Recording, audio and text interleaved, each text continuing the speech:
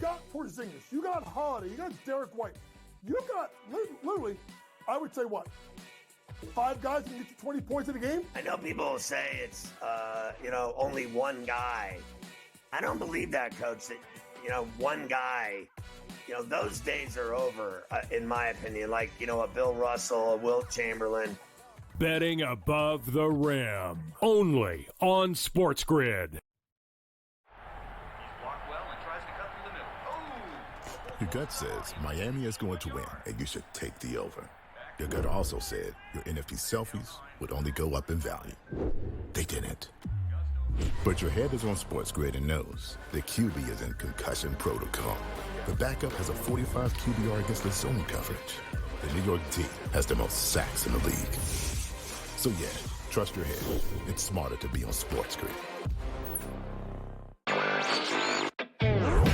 Garrett Cole is getting ready to come back too. I guess look, they've played great without him, but you're not going to say to Garrett Cole, look, don't come back. I mean, it's a ridiculous conversation to have. They're not going to take any unnecessary chances. And look, they're at the point where they have a lead. They certainly are going to make the playoffs, I would say, barring some sort of complete collapse. And that's all it takes. Newswire, only on SportsGrid. 8 playoff games at home for Boston in Beantown. They are 6-2 straight up. The wild card, I would say, in this game is not necessarily, well, what are we going to get out of Luka Doncic, Kyrie Irving, Brown, and certainly Tatum. It is Kristaps Porzingis to me, because we're not getting back a player that's like, hey, rotational guy. Like, remember when Derek Lively went down with the injury? He was playing well, but a young player, like a piece. The early line, only on SportsGrid.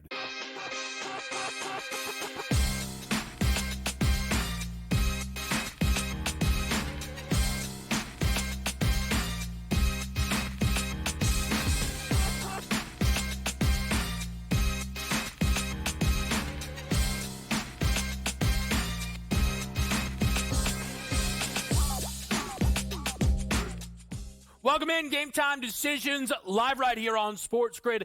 Kevin Walsh with you on a Thursday night with a lot going on. The Major League Baseball board has been on and popping since early on this afternoon. The Dodgers got the job done against the Rockies. MLB Play of the Day style with Will Smith RBI coming off of a home run. Shohei Ohtani is red hot, perfect timing with the Mookie absence. He is making his case for National League MVP even stronger. We have 2 baseball games remaining. We will be in the mix with both of those games. Some lineups getting set and a lot of good opportunities for those games. There's some WNBA action that needs to be discussed with the Liberty hosting the LA Sparks tonight. I'm on a side in that game. It's LA's first game since the Cameron Brink news was made official, and where she does unfortunately have a torn ACL, which should cost her the remainder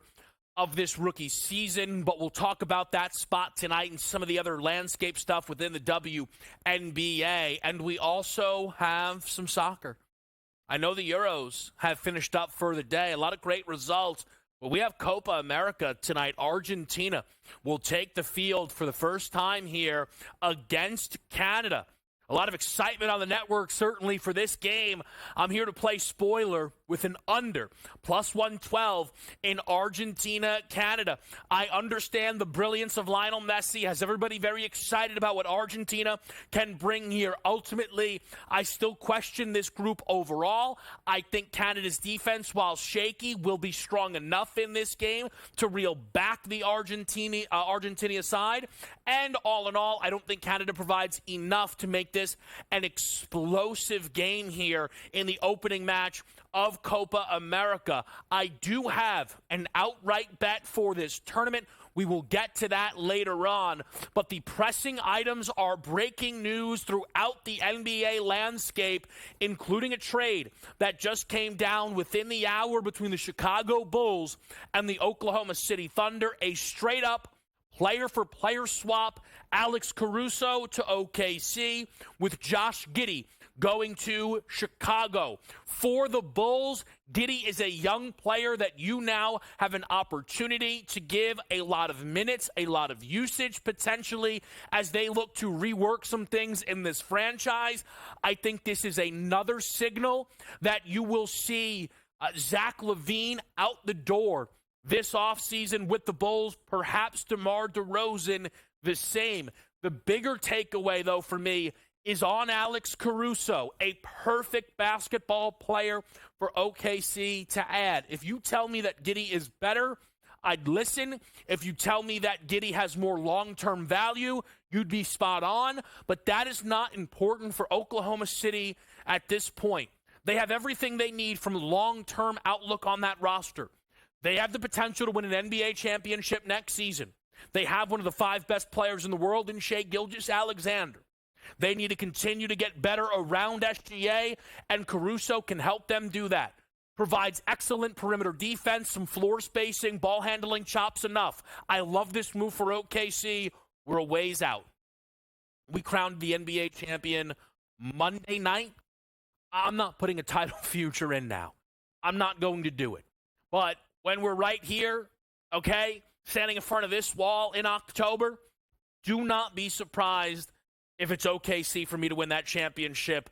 Love everything about that group. They're going to be an interesting team in the Western Conference, the big team in the West, most popular team in the West. That still holds true. It's the Los Angeles Lakers have found their new head coach. The biggest news of the day coming from the Lakers making the decision to hire J.J. Redick. This song and dance went on and on. The irony that ultimately it was Woj who reported this is not lost on me. And this has been a very interesting road here as JJ looked a bit obvious that he was going to become the head coach for the Lakers this offseason. And then there was a stall. I've already been here on this show talking about the fact that what I believe J.J. Redick can bring to the table for the Lakers. And then we had a pit stop of the Dan Hurley conversation. And if you are evaluating this move based on it's not Dan Hurley, I understand that, and it's entirely the Lakers' fault that you have that opportunity. But for me, I think this is an exciting move. I really like this hire, and it's the first time I feel that this Lakers organization has been willing to make a mistake. The Lakers have just been far too passive for a while now. When they made the move to trade for Russell Westbrook, absolutely spearheaded by LeBron, they made a mistake. And everything bottled up in this organization. They didn't get rid of Russ until it was too late because they were scared to make another mistake. When they were looking for a new head coach, when they brought in a safe assistant coach like Darvin Ham, they didn't want to make a mistake. When they refused to send out draft picks to get Kyrie Irving, they were scared to make a mistake. They were scared to lose out on 2027 draft capital. When they didn't make a trade this year at the deadline, they were scared to make a mistake, which is not the way this organization can operate if they want to win a championship while LeBron is on the roster. And believe me, that is what they want. And you can tell me that there were plenty of great assistants that were in the conversation for this job, and that's fine. But that would have been a decision with the Lakers playing it safe. J.J. Redick could be a home run hire. Sure, it could not work out. The fact everybody's calling him a podcaster is a little bit crazy.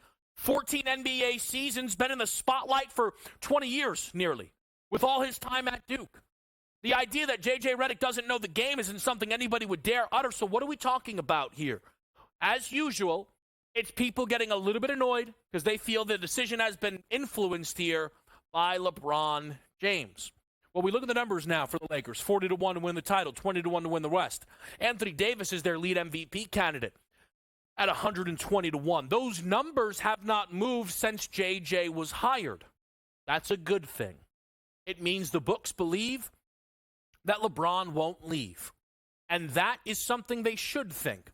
You know, there are markets out there around minus 400. LeBron's team next year is the Lakers. Some people thinking this should be much stronger. There's a reason it isn't. Because the next step for the Lakers is the NBA draft, where they have to make a decision of whether or not Bronny James will be brought in to their building. Bronny is still favored to go to the Lakers plus 125, but new teams at the top here.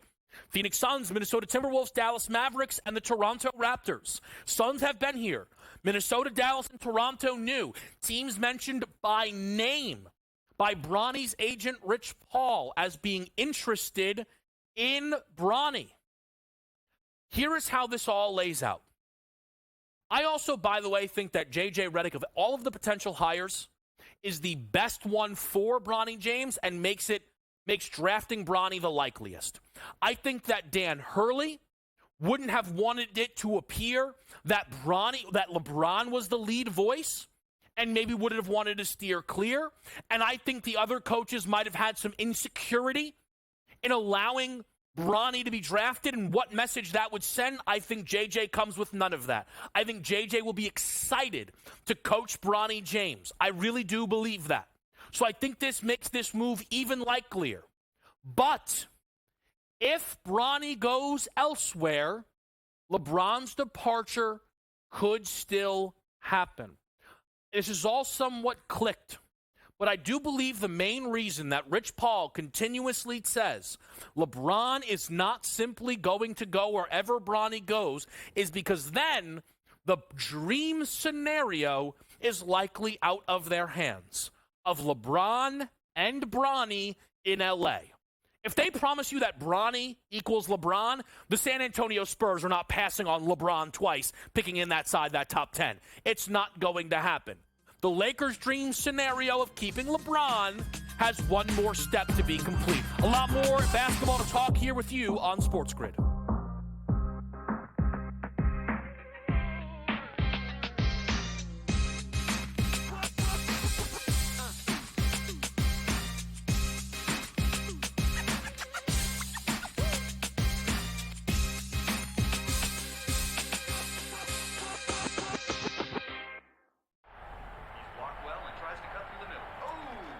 Your gut says Miami is going to win, and you should take the over. Your gut also said your NFT selfies would only go up in value. They didn't. But your head is on SportsGrid and knows the QB is in concussion protocol. The backup has a 45 QBR against the zone coverage. The New York D has the most sacks in the league. So yeah, trust your head. It's smarter to be on SportsGrid. There is going to be an energy to game time decisions that you will feel night in and night out. We're going to go through every single thing, and I've got a great team behind me that's going to help me get the job done. I want this to be the place that people come to. We are going to hit every single one of those markets that you need to know about. There is not going to be a better place, I promise you, than Game Time Decisions. We will have everything at our disposal, and we will use that to our advantage. I'm Kevin Walsh. Tune into Game Time Decisions from 6 to 8 p.m. Eastern on SportsGrid.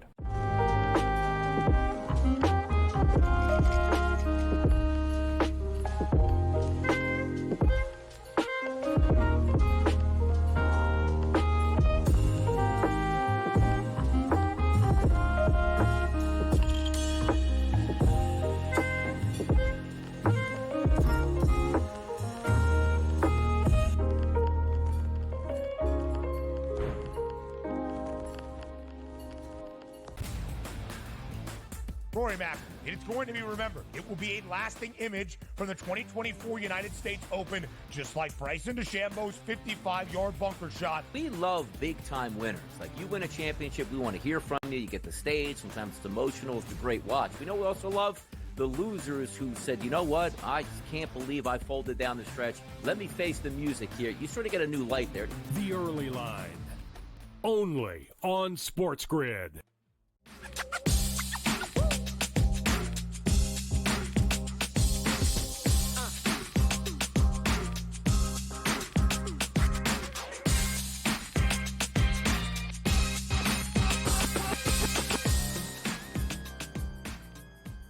Back to right here on SportsGrid Game Time Decisions. Coach James Young will be stopping by in a bit. We have a lot of NBA to get to. We might pick up the pieces with some other NBA items in a bit, but I think we keep it in LA, and I think we talk a little Sparks Liberty. It's a big one that we have tonight in the WNBA as the New York Liberty are coming off of their third loss of the season.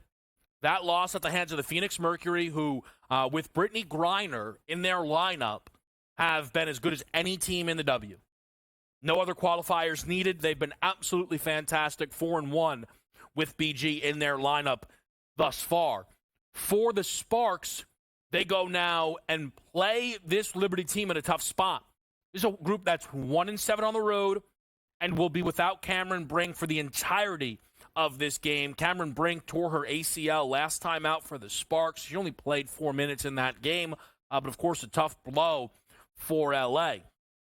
But it's not all bad news, as I think what we have here is a spot of value, at least a spot I can't pass up. And the trends shine so favorably on LA, I almost wonder if it's too easy, but I am on the Sparks plus 14.5. The New York Liberty, off their third loss, have not covered off a loss yet this season, but there is something far more jarring than that. The New York Liberty are 6-1 straight up. At home, they are 1-6 against the spread at home. That is unimaginable. Listen, when you lay big numbers, it happens. Not every single number has been monstrous for New York. Plenty of them. But not every time is this a nail-biter on the number. They played the Mystics in their last home game and won by 5 despite a very similar spread to tonight's 15.5. I look at this spot here where we have a Liberty group who have not won a single home game other than one by 15+. That was to the Indiana Fever. And I think the play is on LA. Sticking with the W quickly, because the other fallout from the Cameron Brink injury is an update to the Rookie of the Year market, which is strengthening the position of Caitlin Clark. Now, interestingly enough, so Brink entered the year with the second best price. I thought that was a misprice. If you looked at the preseason workload, it felt like Angel Reese was actually going to be the real challenge. And Angel Reese is having herself a strong rookie season, averaging a double-double in 7 consecutive games, and actually played at noon today against the Dallas Wings and had an incredible 16-18 performance where she shot over 50% from the field for the first time in her career. She only has one other game where she was able to even touch that 50% mark. That has been the thing that has held back Angel Reese from big scoring performances, has been the efficiency. She is getting better in that category. It's her second time over 50%. There was another game where she actually shot at 8-10 against Connecticut. For Angel Reese, though, averaging that double-double. If Caitlin Clark suffered an injury, it's going to be Angel Reese by a lot. However, I still believe that is the only pathway for Angel Reese beating out Caitlin Clark, because now Reese's argument, double-double, great year, all there, she's not going to be able to say, our team is better because the Fever have been able to figure it out. And I do not think she's going to be able to catch Clark statistically, who's averaging 16, 6, and 6.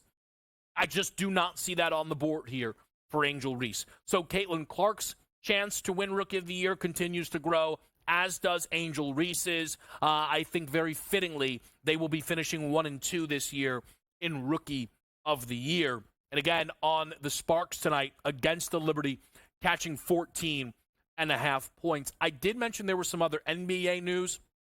Let me just quickly pick up the pieces. We will dive into this a little bit more with Coach James Young around the corner. On the other side, we'll talk some Travelers. And, of course, we will also break into some Major League Baseball with 2 games remaining on your baseball card. But other NBA headlines. Monty Williams fired by the Detroit Pistons. And if you're a Detroit Pistons fan, this is good news. It is not because Monty is a bad coach, which, by the way, it is fair to label Monty a bad coach. The Detroit Pistons were tricked. They were tricked by the fallout that came when Matt Ishbia and the Phoenix Suns fired Monty. When Ishbia made that decision, to fire Monty Williams from Phoenix, many people said, oh, he's losing his mind. This is crazy. He's out of control.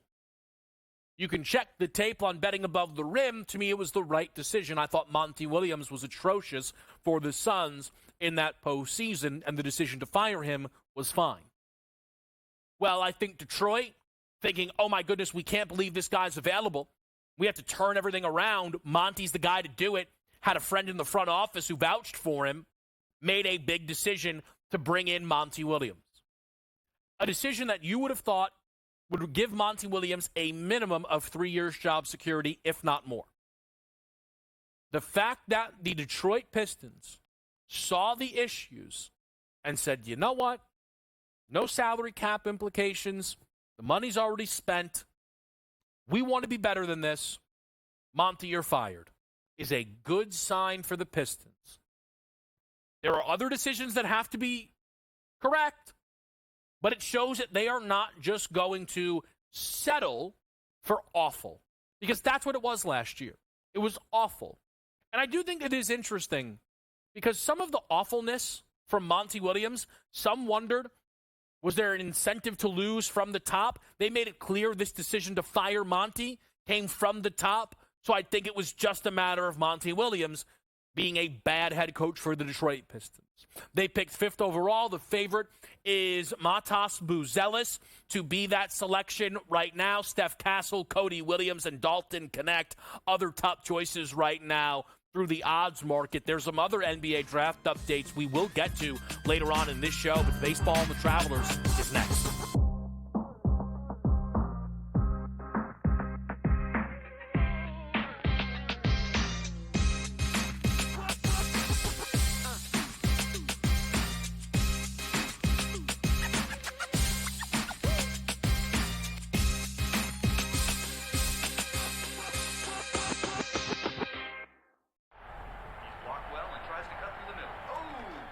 Your gut says Miami is going to win, and you should take the over. Your gut also said your NFT selfies would only go up in value. They didn't. But your head is on SportsGrid and knows the QB is in concussion protocol. The backup has a 45 QBR against the zone coverage. The New York D has the most sacks in the league. So yeah, trust your head. It's smarter to be on SportsGrid.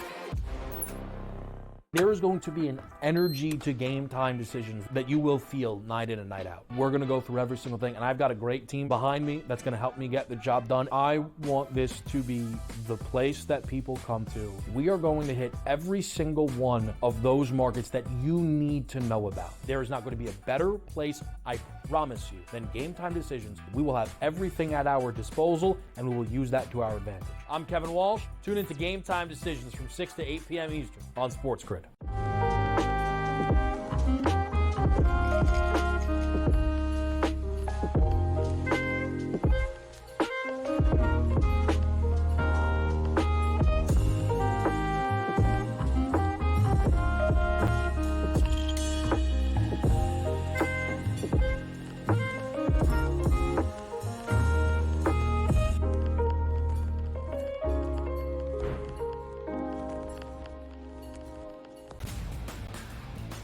Rory Mack, it's going to be remembered. It will be a lasting image from the 2024 United States Open, just like Bryson DeChambeau's 55-yard bunker shot. We love big-time winners. Like, you win a championship, we want to hear from you. You get the stage. Sometimes it's emotional. It's a great watch. We know we also love the losers who said, you know what, I can't believe I folded down the stretch. Let me face the music here. You sort of get a new light there. The Early Line, only on SportsGrid.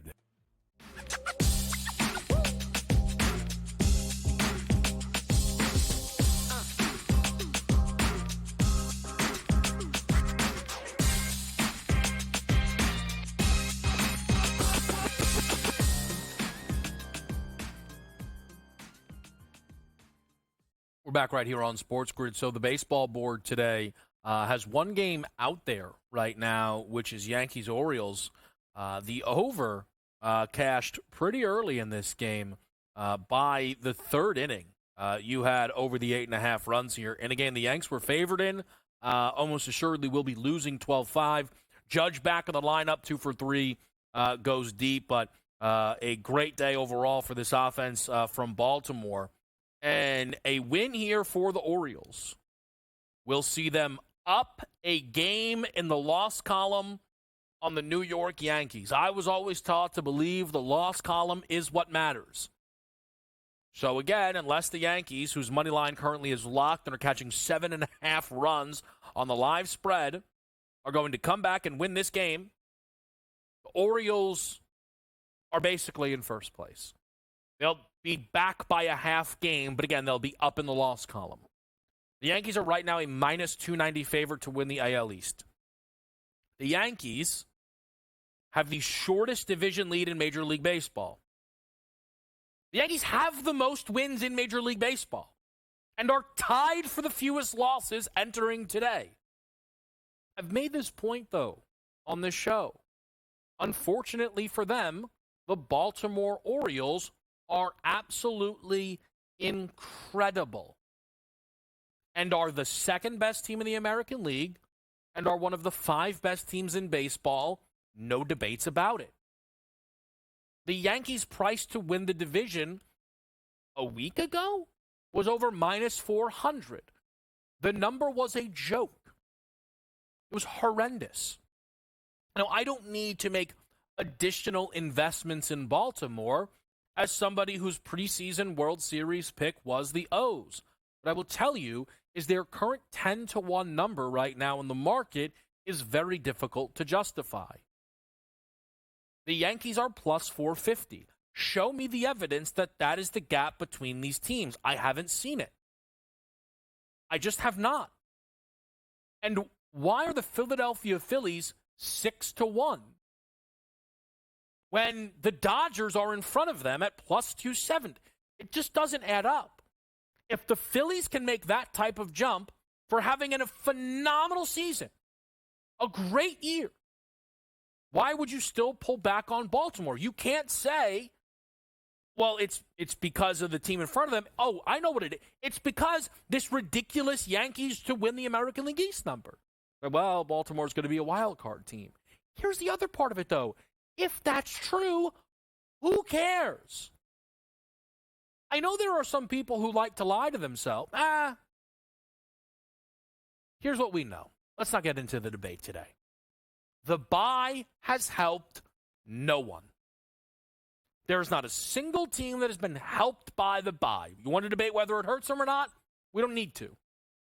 We have not seen the bye be some major bump to these clubs.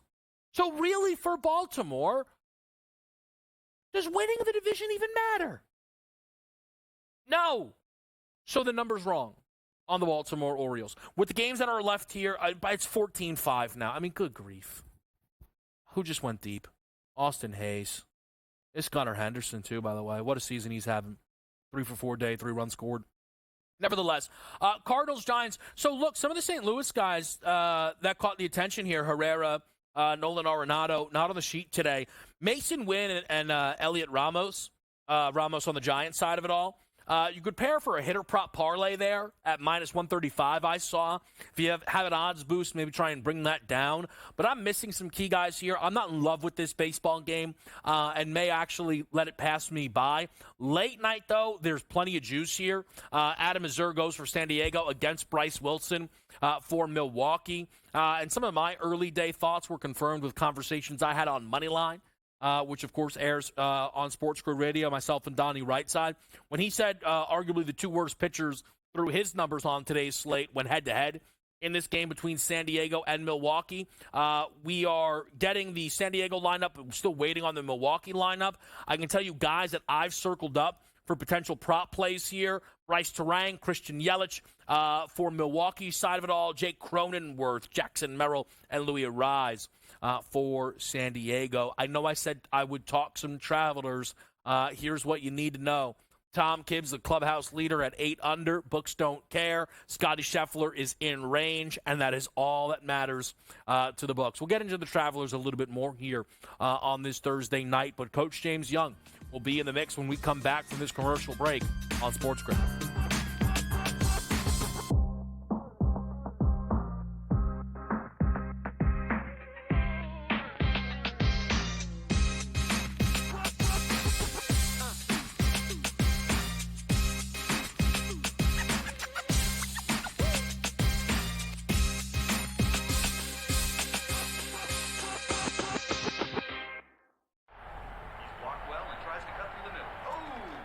Your gut says Miami is going to win. When it comes and you to should betting take on the sports, over. injuries Your matter, gut and also Sports said Injury your Central NFC has you selfies covered would all only go year up. long with expert injury analysis and injury-based picks for the NFL, NBA, and MLB. Our former pro sports doctors have unmatched experience to analyze every injury so you know the impact of the player, team, and their upcoming matchup. Whether it's articles, podcasts, player insights, or our patented injury scores, Sports Injury Central will help you keep up with your fantasy team and make more informed wagers. So make sure you follow Sports Injury Central and gain an edge at sixscore.com.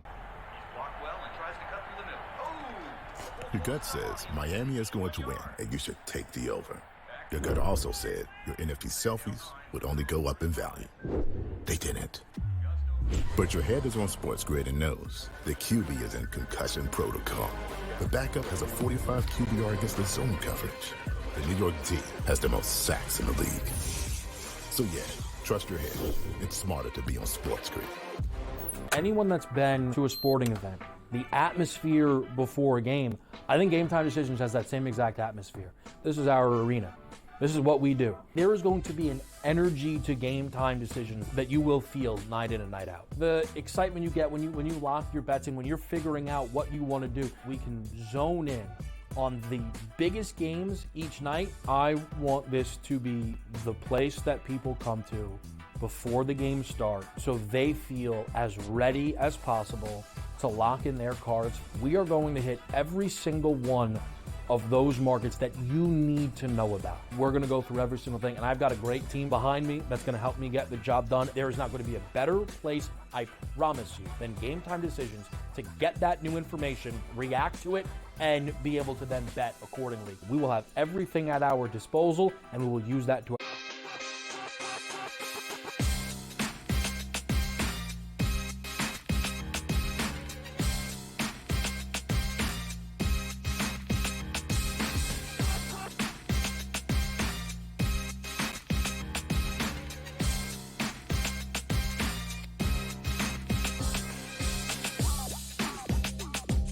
All right, back with you right here at SportsGrid. It's Game Time Decisions.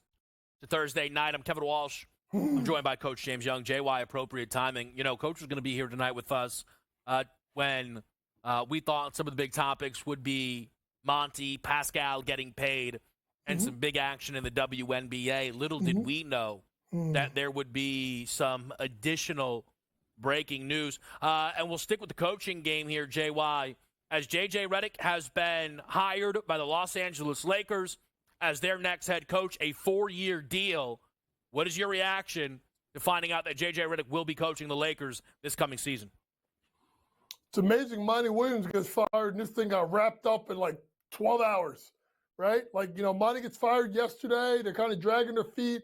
They offer him the job today. And listen, at the end of the day, this is what LeBron wants. And the Lakers are hoping that they catch lightning in a bottle. Like J.J. Redick, if you really, folks, if you really sit down and you listen to J.J. Redick, the dude knows ball, completely understands it. He's piped in today's game. Obviously, the three-point shot is so critical, Kevin, and we know what a great shooter J.J. Redick was in his career. It makes sense. You take a chance on the guy that can bridge the gap between LeBron now and AD in the future. So to me, this now becomes the next part is, what do you do in regards to staff? It's already been reported that J.J. Redick is already starting to reach out to people about building a staff. That becomes the next component of who does he bring in? I would like, if I was a GM, if I'm Rob Pelinka, bring in somebody with head coaching experience.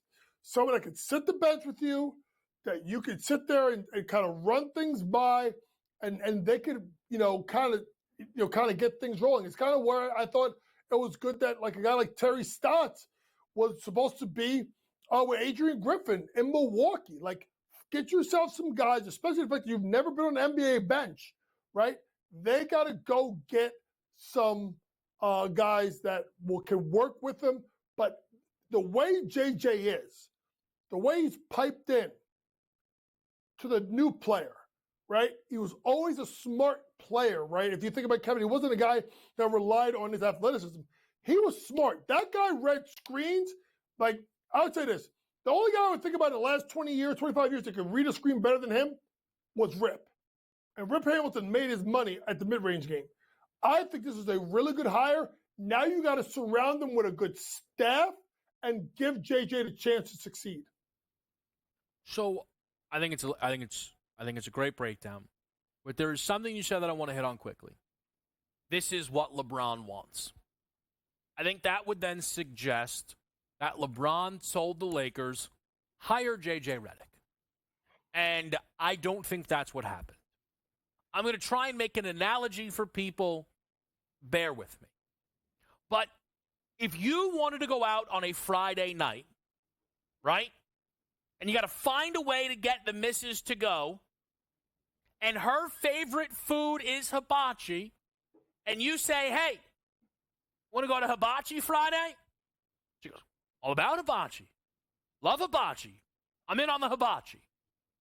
She did not force you to go to hibachi.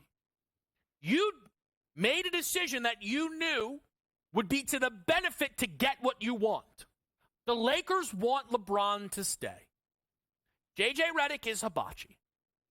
It is very likely that they are going to now have a better chance to keep LeBron that they bought in J.J. Redick. But I don't think it's a lock, Coach, because there is still one more thing that needs to happen.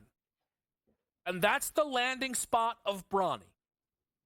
If Bronny is a Laker, he's staying 1 billion%. 1 billion%. If Bronny goes anywhere else, I am not telling you that LeBron is definitely going to leave the Lakers, but it absolutely is on the board. It's not a guarantee, Coach, but I still think where Bronny goes will factor into the LeBron decision. Well, if you think about it, if you pull back up those odds, guys, can you pull those odds back up real quick? Well, ready, Kevin?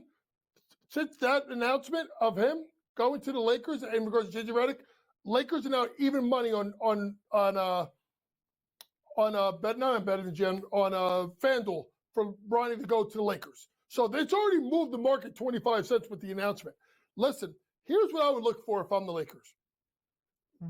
I don't think, Kevin, you can use your first round pick to take Bronny.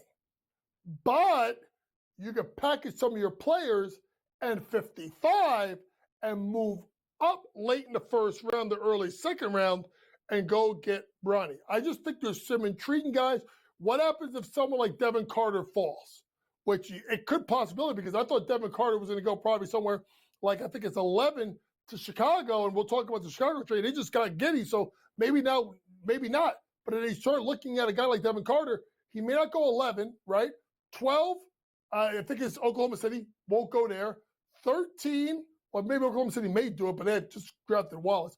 13 is, I think, the Kings. So now you're looking at someone like Devin Carter who would be perfect for the Lakers, maybe dropping down to them. So I do think if I'm the Lakers, I'm trying to move up, Kevin, to either the end of the first round, early second round, maybe trade some pieces away, go get Bronny. But you're right. And I want people to understand this.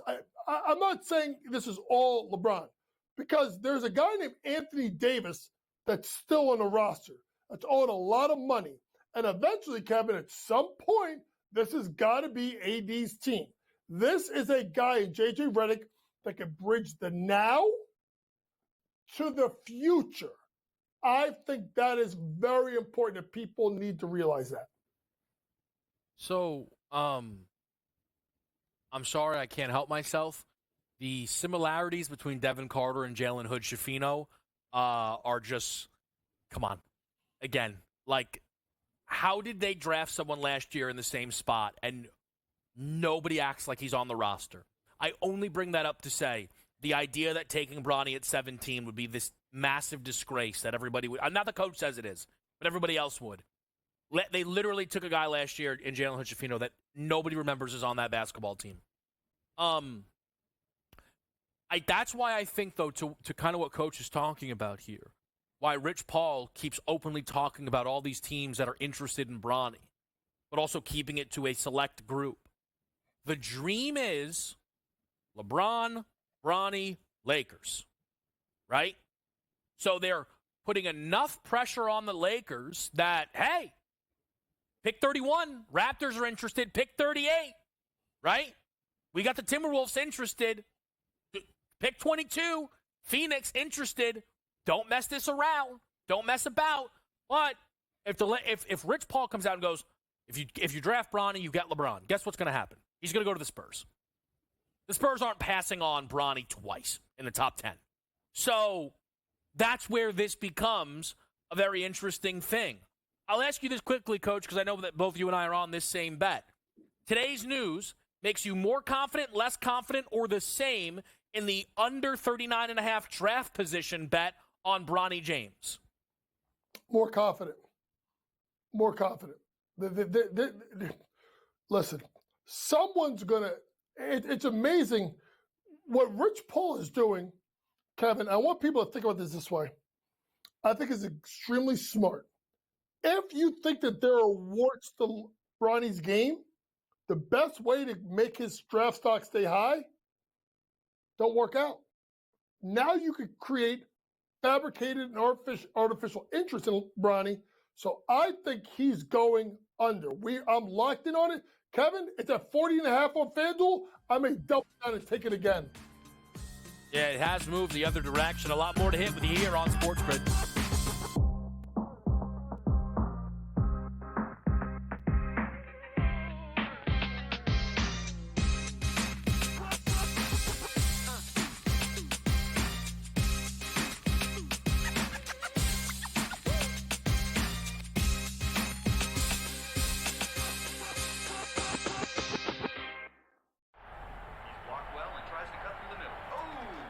Your gut says Miami is going to win, and you should take the over. Your gut also said your NFT selfies would only go up in value. They didn't. But your head is on SportsGrid and knows the QB is in concussion protocol. The backup has a 45 QBR against the zone coverage. The New York D has the most sacks in the league. So yeah, trust your head. It's smarter to be on SportsGrid.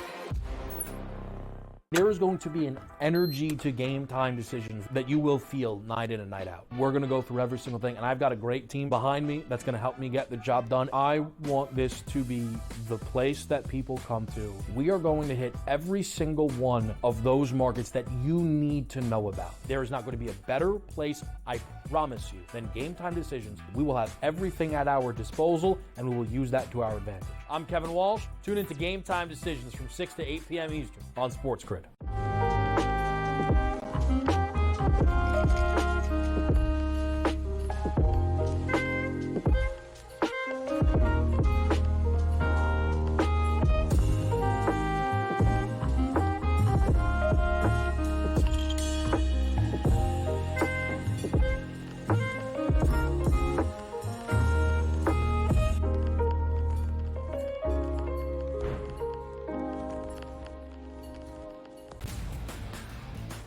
Rory Master, it's going to be remembered. It will be a lasting image from the 2024 United States Open, just like Bryson DeChambeau's 55-yard bunker shot. We love big-time winners. Like, you win a championship, we want to hear from you. You get the stage. Sometimes it's emotional. It's a great watch. We know we also love the losers who said, you know what, I just can't believe I folded down the stretch. Let me face the music here. You sort of get a new light there. The Early Line, only on SportsGrid.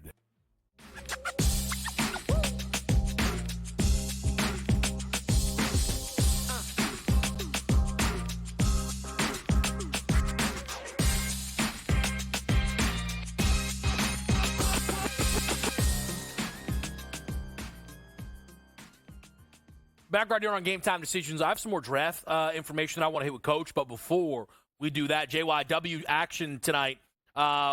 We have the Sparks playing their first game since the Cameron Brink injury.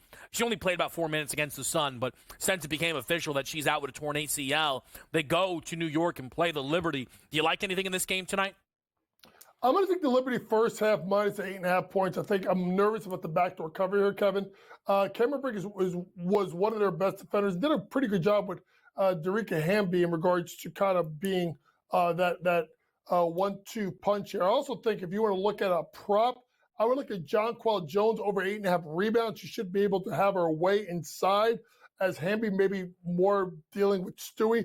I think Jonquel can get busy over 8.5 rebounds. I think it's near even money. If you want to go crazy and maybe look for a double J double-double is a possibility. She's been playing really good ball. I think you'll get the Liberty in a really angry mood after that loss at Phoenix a couple of days ago. Then obviously we saw the injury with Brink, which honestly, Kevin, as a coach of females, as soon as she went down, I knew that was an ACL tear. You could tell how she fell. Hopefully she gets back soon. She was part of the USA 3-on-3 national team. But for the game, give me Liberty minus 8.5 first half. And if you want to, Jonquel Jones over 8.5 rebounds to even money. And if you want to go crazy, Jonquel Jones double-double tonight. And the New York Liberty, JY, because I talked a little bit about the Sparks, the rookies. The Liberty, though, some betting news around them. Co-favorites over on FanDuel at plus 165 with the Vegas Aces now to win the WNBA championship. What do you think about the Liberty's move that we've now seen from the books here? Well, they played better, but I think what the one thing you want to look at is Vegas Aces just got Chelsea Gray back last night. Listen, K-Dub, she only played, I think, 16 or so minutes, only took 2 shots. Kevin, 7 assists, 8 assists in a limited amount of action. Chelsea Gray is the engine that kind of gets them going. What it allows them to do is allows Jackie Young to kind of slide to more of her natural 2-guard position. So maybe look at Jackie Young props. I think she went off for 32 last night. They're going to start to play better than Vegas Aces. I don't think, if you like Vegas, Kevin, I don't know if you get them at a better number than right now, because I think you're going to see a team like Vegas really start to take off here. Obviously, looking at the record, they're only 7-6. But there's a situation where they can start to get going a little bit now that Chelsea Gray is back. Remember, they all took the time off for the Olympic break. July 16th is their last game. But you think about the next couple of games that they have in regards really quick. Connecticut, big game tomorrow night, right? Chicago, Washington, Indiana, Washington, LA, Dallas, Seattle, Atlanta, Washington, Chicago before the Olympic break.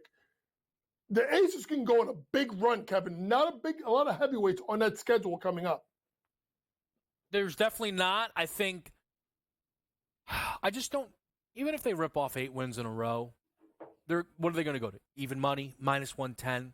That's my only thing, JY, is I'm just not racing to bet their title odds right now. But I think it's fair to say, I think it's interesting that the books have certainly been swayed, though, by some of these New York Liberty performances. I will say their loss to the Phoenix Mercury is not as much about Liberty concern as much as Phoenix with Brittany Griner have been as good as any team in the WNBA this season. Mm-hmm. Full stop. So I think that's one of the interesting pieces there. Let me ask you one other quick item, Coach. Angel Reese with one of her best games as a pro this afternoon is a noon tip in Chicago. I'm not sure what led to the start time there. 16 points and a career high 18 rebounds. Efficient work as well. 7 of 13 from the floor. Any thoughts on Angel and potentially having a chance to win Rookie of the Year? Because Cameron Brink was seen as the third potential challenger. And, of course, she is no longer in the race. It's really just Caitlin Clark against Angel Reese. Well, it's interesting, Kato, because if you look at what's happened right there, it was Caitlin Clark minus 4,000, Angel Reese plus 1,400. Kevin, just in the last couple of hours, Caitlin Clark is now minus 3,000. Angel Reese is 10-1.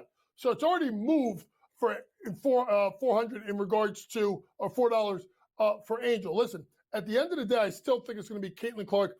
But here's the thing, Kevin, you know ball like I do. It's simply put, and you've said this also, if Angel Reese can finish her offensive rebounds and her post-ups, you're going to see a major uptick in points. All of her shots keyed up are around the lane. There's putbacks, like I said, and post-ups. I don't think she's going strong enough. I think she's trying so much to get the foul call. If she puts that ball on that outside shoulder and goes up strong and puts that inside shoulder into him a little bit, I think you'll see double-doubles all day for Angel Reese, Kate, because she's always going to have the shot attempts. It's can she make the layups and the post-ups? Yeah, she is up to 12 points per game now and averaging that double-double. It's it's impressive for Angel. You know, somebody, again, who took that chance on her to average 15 a game. I don't know if she can make up for the lack of efficiency early season. Again, you're dealing with a much shorter window here in the WNBA season. I think that's one thing to keep in mind. While I know it doesn't look like the Chicago Sky have played a ton of games, but they've played 14 out of 40, right? We're not talking 14 out of 82. So you're kind of at the halfway point here. You're closer to the halfway point, right, than the open of the season. So it's just something to kind of keep in mind as it pertains to the WNBA. Coach, let me get this in quickly because we have some other items that we have to hit here. Well, the Pistons' decision to fire Monty Williams. And then we'll kind of carry this into some other draft conversations. This team has the 5th pick.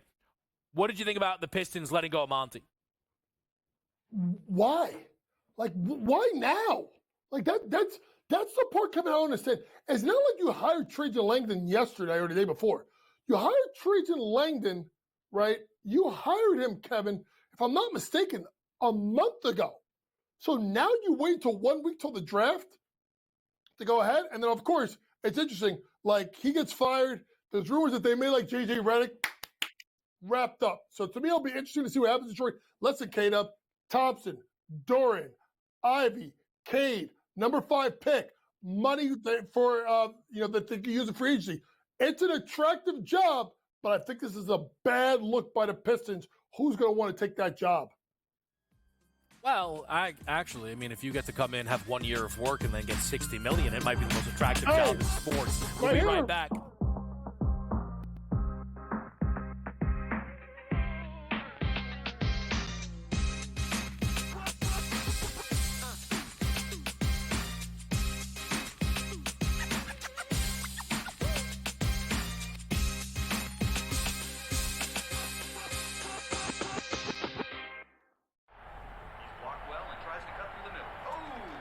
Your gut says Miami is going to win, and you should take the over. Your gut also said your NFT selfies would only go up in value. They didn't. But your head is on SportsGrid and knows the QB is in concussion protocol. The backup has a 45 QBR against the zone coverage. The New York D has the most sacks in the league. So yeah, trust your head. It's smarter to be on SportsGrid. There is going to be an energy to game time decisions that you will feel night in and night out. We're going to go through every single thing, and I've got a great team behind me that's going to help me get the job done. I want this to be the place that people come to. We are going to hit every single one of those markets that you need to know about. There is not going to be a better place, I promise you, than Game Time Decisions. We will have everything at our disposal, and we will use that to our advantage. I'm Kevin Walsh. Tune into Game Time Decisions from 6 to 8 p.m. Eastern on SportsGrid.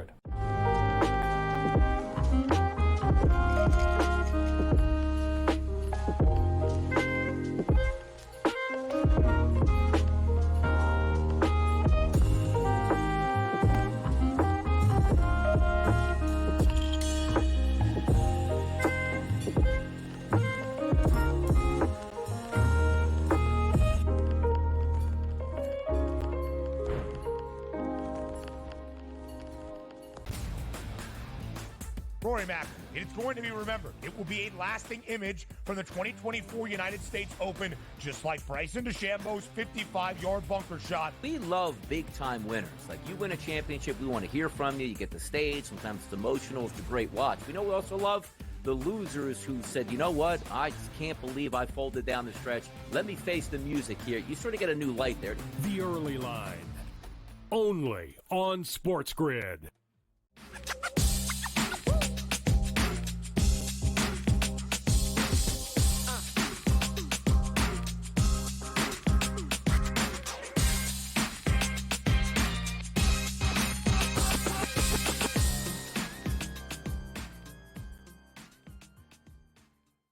Back to your Game Time Decisions. Just talking a little bit about Monty and the Pistons' decision ultimately to move on from him. What I said, look, my piece at the top, I think it's a fine move.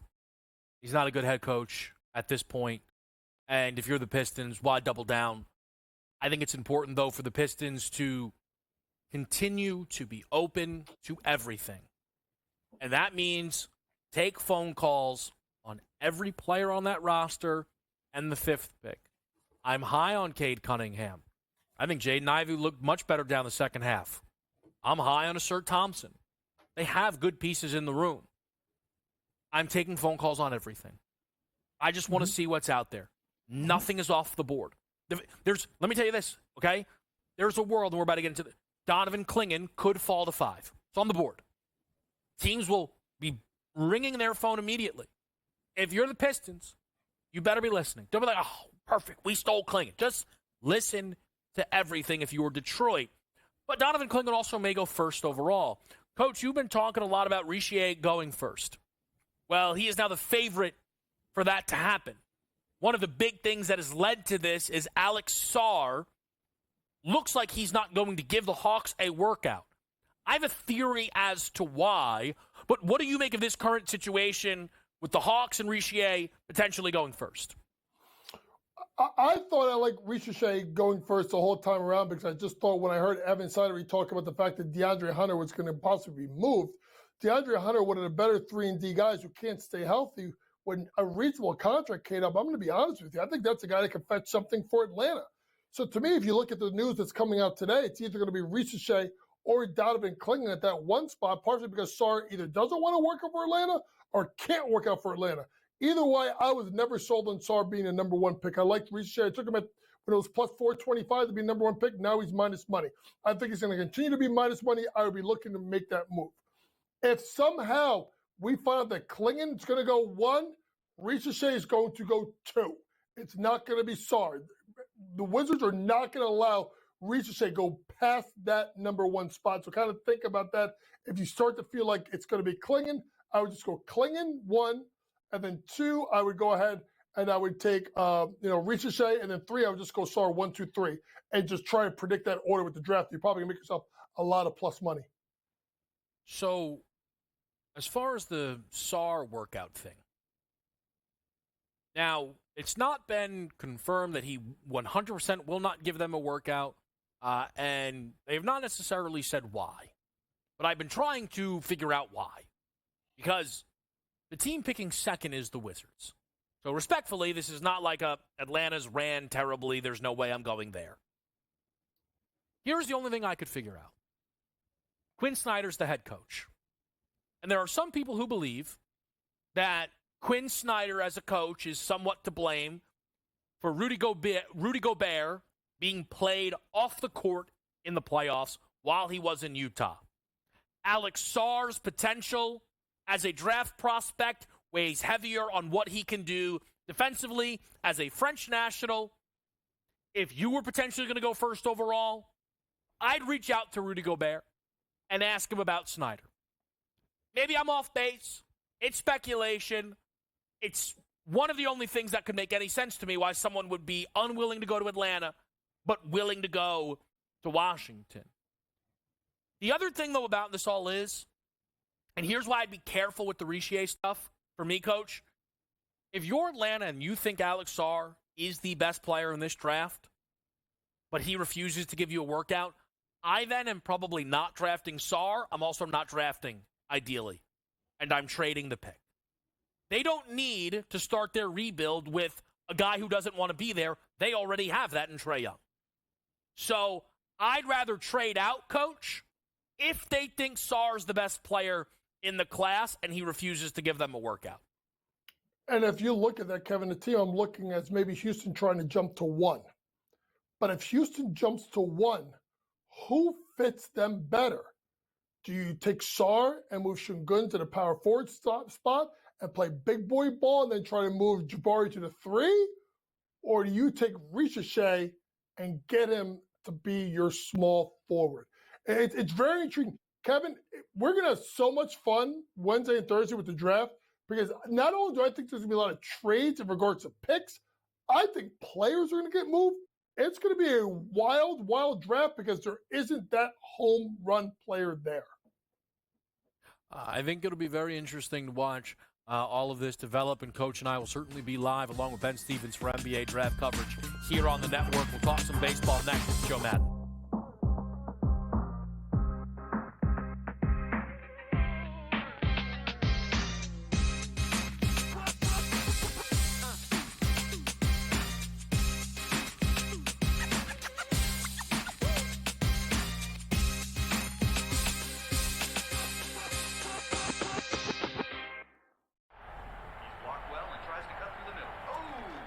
Your gut says Miami is going to win, and you should take the over. Your gut also said your NFT selfies would only go up in value. They didn't. But your head is on SportsGrid and knows the QB is in concussion protocol. The backup has a 45 QBR against the zone coverage. The New York D has the most sacks in the league. So yeah, trust your head. It's smarter to be on SportsGrid. There is going to be an energy to game time decisions that you will feel night in and night out. We're going to go through every single thing, and I've got a great team behind me that's going to help me get the job done. I want this to be the place that people come to. We are going to hit every single one of those markets that you need to know about. There is not going to be a better place, I promise you, than Game Time Decisions. We will have everything at our disposal, and we will use that to our advantage. I'm Kevin Walsh. Tune into Game Time Decisions from 6 to 8 p.m. Eastern on SportsGrid.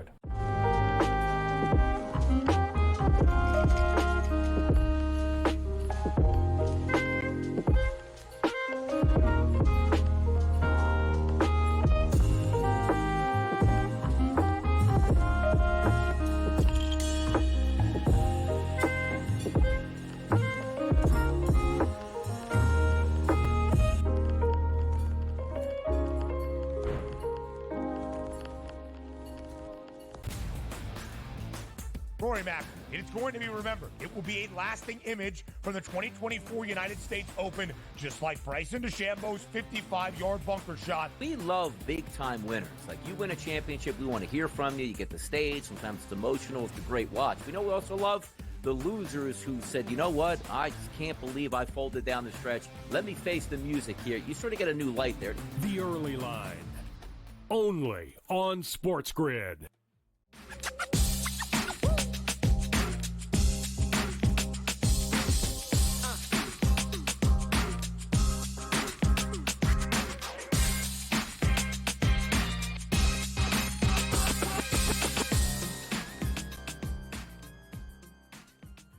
All right, Game Time Decisions. We're live with you right here on a Thursday night. I'm Kevin Walsh. I'm joined by Joe Madden. Joe, we've got 2 Major League Baseball games to get to. Then we will discuss a little Stanley Cup final. We'll start with, we're certainly going to ignore the baseball game that's on right now as the Baltimore Orioles have 17 points. All right, football game going on in the Bronx. What do you think about this St. Louis-San Francisco game being played here at Rick Wood Field? Okay, my concern here with the St. Louis Cardinals is they struggle versus pitchers they haven't faced before. And now we look at Wynn coming out here for the Giants, and while he has an inflated ERA at 6.66 on the season, I do think we're going to see the St. Louis Cardinals struggle to hit off of him in this one today. I'm going to give the edge to the Giants, even though they're on the road, coming in at minus 112 on the money line. I do think they have the edge. Now, Kevin, I was looking to bet Win over his outs, and as long as that's coming in at below 18, I would hit on it. I do think he goes deep into the 6th inning here, so 17 and a half outs for him. If that's playable on your books, I will be hitting Win at that rate. Early this morning, those lines weren't out. I've seen 16 and a half out on some books, 17 and a half on the others. I would take the 16 and a half. 17 and a half is getting tight, but I do think he can hit 18. All right, so we're looking to up it a little bit here. Late night, Joe, it's San Diego hosting the Milwaukee Brewers. I have the expectation that there could be some great player props in this matchup. What are you looking for? Oh, I'm glad you're looking at the player props. I'm looking for the Brewers to go big in this one versus the Padres. The Padres coming home off a long road trip, and I do think they will have their struggles here versus Wilson. I think Wilson can come out strong. We look at Wilson in the past and what he's been able to do versus the Padres. He's gone 1-0 in 3 outings with a 0.84 ERA. So we've seen that strength versus his Padres lineup, and I'm expecting a lot out of him in this one. So I'm going to take the Brewers here on the run line, laying the 1.5. We're getting plus money at plus 150. I think they just will come out strong and dominate in this one. They're playing great. They've won 7 of their last 10, and this team is sitting strong in the National League. I think they have this one tonight, Kevin. All right, so we're looking for a little run line action then with the Milwaukee Brewers. We get over to the Stanley Cup final now, Joe. And, Joe, you're excited there's a Game 6. So for that, I'm happy for you. I am not happy there's a game 6. The Panthers, I did bet them minus a game and a half, so that's still alive, but minus 2.5 games. So many bets that I thought were absolutely in the door have now ended up completely blown up with the pair of Edmonton victories that we've seen in Games 4 and Game 5. And now Game 6 sees Edmonton favored to force a Game 7. What do you think about the state of this series right now? This is a crazy series right now, Kevin, and I understand your frustration, and I would be with you if I wasn't going to game 6. I didn't think it would get here either. I thought the Florida Panthers would take it in game number 5, but Edmonton really showing their strength, and it's because Connor McDavid has come to life. Stuart Skinner looking so much stronger than we expected him to be in the Stanley Cup Finals. You've got to remember when they went against the Dallas Stars, no one gave Edmonton a chance of coming out of that series, me included. I really did expect Edmonton to falter because of their goaltending. Now their defense has stepped up, and here versus the Florida Panthers, we've seen them come back from 3-0. There's only been 4 teams that have been able to do this in history, force a game 6 after being down 3-0. And now for them to look to hoist the cup in game 7 to extend this series, if they're able to do this, this is an incredible feat. Now, you talked about Connor McDavid to take that Conn Smythe.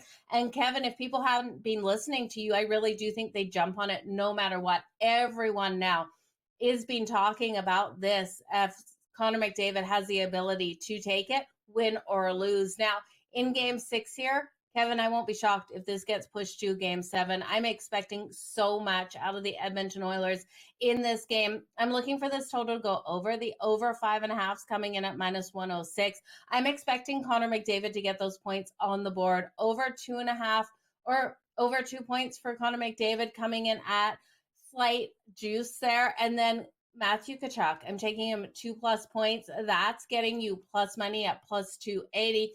I'm also going to look at both goaltenders because I do think offensively, both of these teams will have the ability. Skinner over 25.5 save shots on goal at minus 130, and Bobrovsky over 25.5 save shots on goal at minus 106. I think both of these goaltenders are going to have superb nights, but this game, I think, has every ability to finish in overtime. We saw game 5. The Florida Panthers got momentum, and I'm expecting both of these teams to have that goal versus goal kind of battle out there on the ice. Us to go to overtime, that's coming in at plus 330. Kevin, this one's going to be a battle. I think this is our first overtime game of the series. We haven't had one yet. I think it would be fitting. Again, listen, I'm being a sore loser. The funny thing is my best bet is still in play. I don't care. I'm being honest. I don't care. I'm very annoyed. There is one positive, though, to this whole thing. And it's Connor McDavid is a minus 330 favorite to win the Conn Smythe. To win the series, Florida is minus 345. So the books believe no matter what happens, well, I shouldn't say no matter what, but they believe that McDavid is going to win this award in a loss. Joe, you and I talked about this quite a bit heading into the Game 5, and I said he should win it regardless of Game 5, and then he was unbelievable 4 points, 8 points in 2 games, a historic postseason. I am going to, and I'm not a hockey person, I'm really not, I've enjoyed talking the sport. If I tune into this show Saturday, tune in. If I host this show Saturday, and the Panthers have won the Cup, and they gave that award to Bobrovsky or Barkov, they might kick me off air because it'll be 2 hours of me screaming about how insane it is. Do you think McDavid will win this award regardless of who wins this series? Absolutely do, Kevin. I think you're on the right side of this. You look at this award, this is a voted award, and you look at what Connor McDavid has been able to do If it wasn't for Connor McDavid, the Edmonton Oilers definitely wouldn't be where they're at. And that's the main thing you look at for these teams. Bobrovsky was pulled in that one game, and we saw Stolarz came out for him, even though he's been phenomenal in this series and in the series before. We have seen those games with those mistakes. Now, Connor McDavid has been limited, but he's been so phenomenally strong out there on the ice. The Edmonton Oilers would not be in this position if he wasn't doing what he's doing. And now we look at his records, 47 points. If he hits that going into this series, if Connor McDavid could get 47 points in the post playoffs here, he would tie Wayne Gretzky for the most points in the playoffs. He's coming close to that, Kevin. He needs us to go to game 7. If he can have a 4 or 5 point game in this matchup here, he's on his way. And pregame, that was coming in at plus 1400. I'm actually interested to see what the books have moved it to. I haven't looked in a while, but I really do think Connor McDavid has every opportunity of tying Wayne Gretzky, let alone surpassing him, getting those 48 points. So he's already tied him in assists. I will say, if they pull this off, by the way, just also for, I didn't bet McDavid to win the Conn Smythe because I couldn't. You see how angry I am now, and I didn't bet it. I cannot handle the anger of them not giving him this award, and I have no money in. I have a bet on Bouchard and Verhaeghe. It's useless. If he pulls off this comeback, I wonder if it'll be the single greatest playoff performance in NHL history. Joe, enjoy the game. Best of luck with the bets, and I don't know if we're rooting for a Game 7, but whatever you're rooting for, I hope it happens. I want a Game 7, Kevin. Game 7, the best names, right. Or the best words in sports. Absolutely. We'll be right back here on SportsGrid.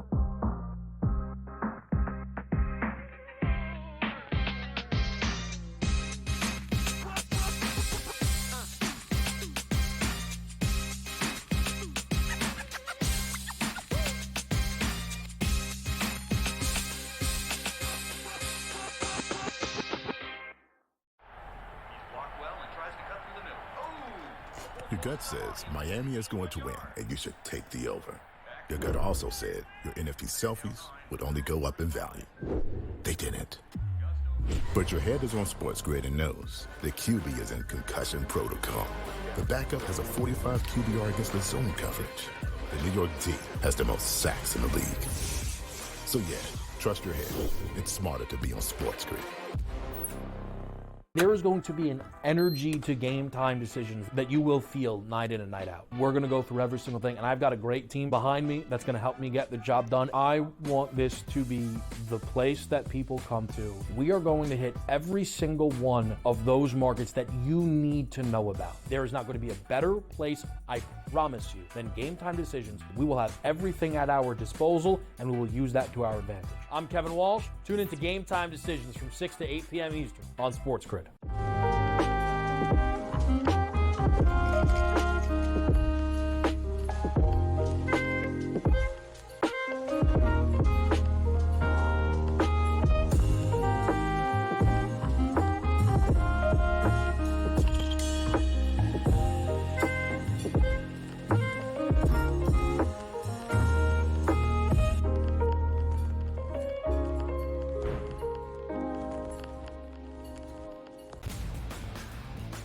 Rory Mack, it is going to be remembered. It will be a lasting image from the 2024 United States Open, just like Bryson DeChambeau's 55-yard bunker shot. We love big-time winners. Like, you win a championship, we want to hear from you. You get the stage. Sometimes it's emotional. It's a great watch. We know we also love the losers who said, you know what, I just can't believe I folded down the stretch. Let me face the music here. You sort of get a new light there. The Early Line, only on SportsGrid.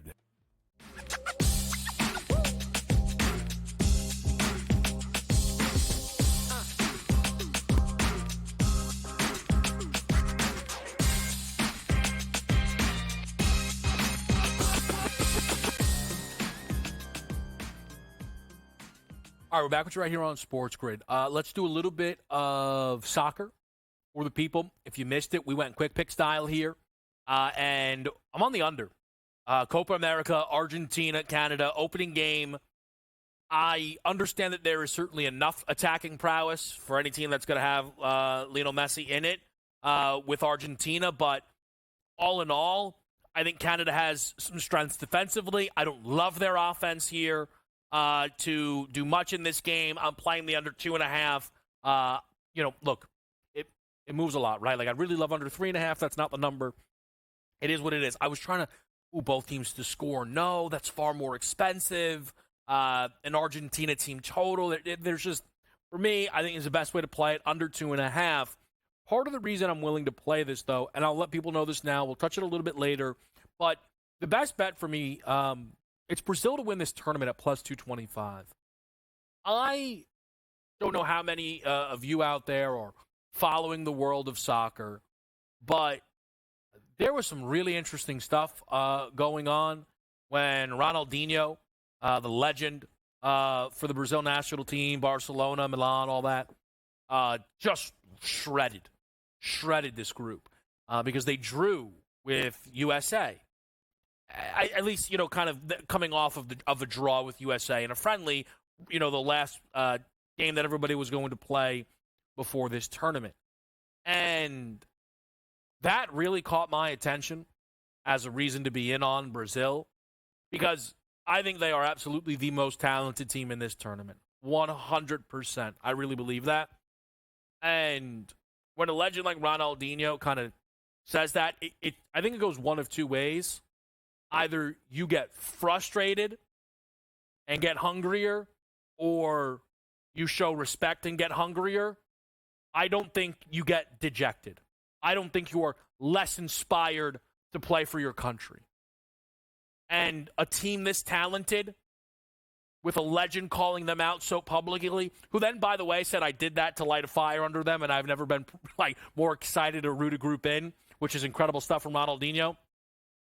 I think that is an extra push. And let me say, that game, Brazil against the U.S., first of all, the U.S. are not,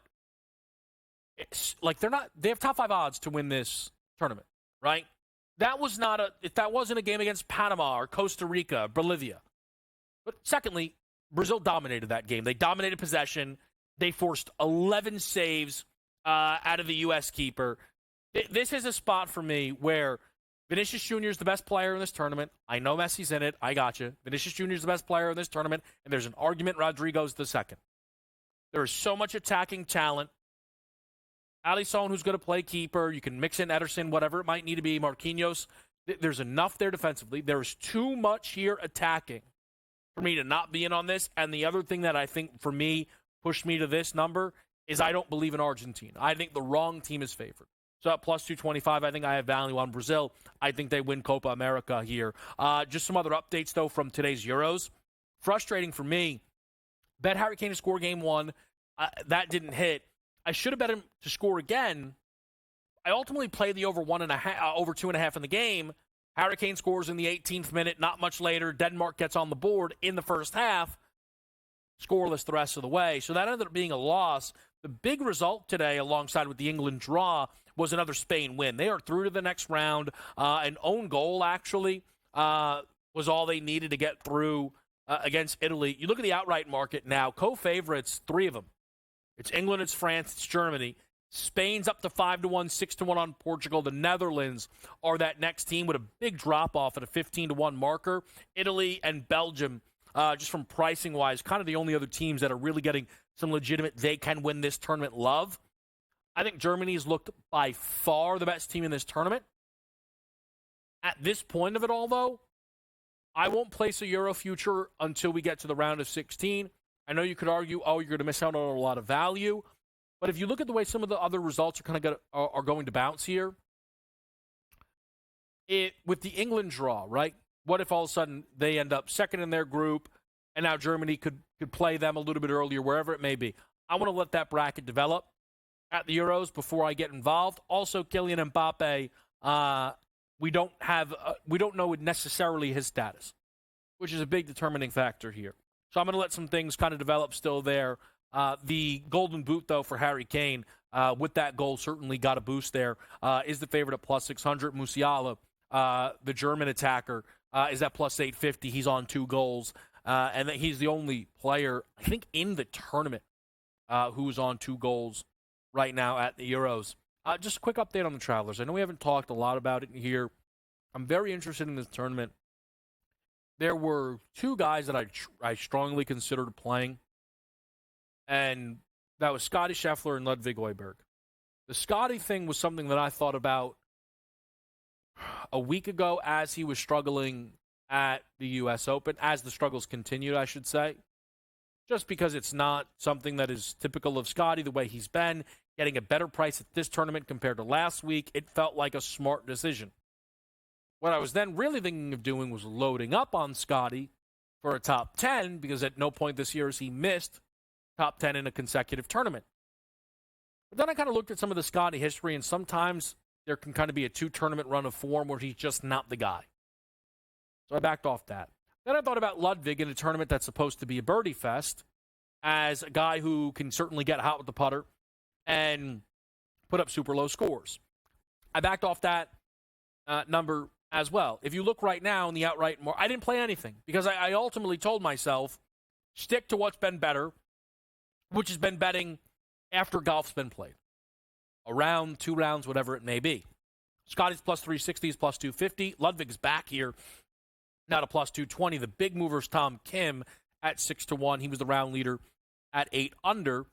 If you look right now, again, the course played easy, right? You had 43 golfers under par. Tomorrow's going to determine a lot because you're going to be able to go low, right? Can someone separate off of Scotty?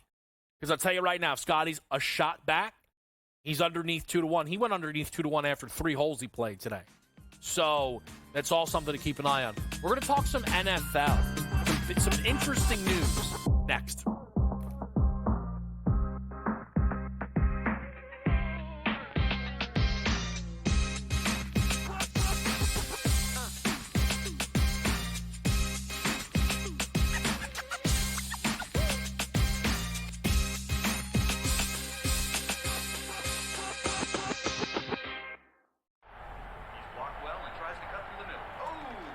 Your gut says Miami is going to win, and you should take the over. Your gut also said your NFT selfies would only go up in value. They didn't. But your head is on SportsGrid and knows the QB is in concussion protocol. The backup has a 45 QBR against the zone coverage. The New York D has the most sacks in the league. So yeah, trust your head. It's smarter to be on SportsGrid. There is going to be an energy to game time decisions that you will feel night in and night out. We're going to go through every single thing, and I've got a great team behind me that's going to help me get the job done. I want this to be the place that people come to. We are going to hit every single one of those markets that you need to know about. There is not going to be a better place, I promise you, than Game Time Decisions. We will have everything at our disposal, and we will use that to our advantage. I'm Kevin Walsh. Tune into Game Time Decisions from 6 to 8 p.m. Eastern on SportsGrid.